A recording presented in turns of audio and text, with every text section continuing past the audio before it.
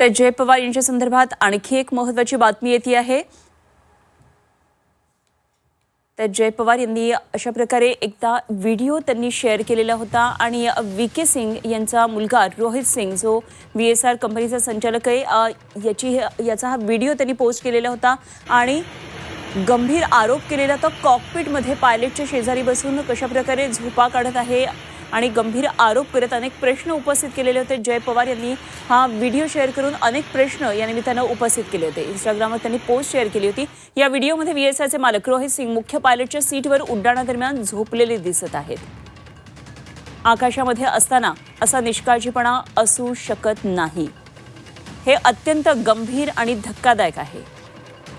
मी DGCAकडे ठामपणे मागणी करतो, या प्रकरणामध्ये तात्काळ कठोर कारवाई व्हावी।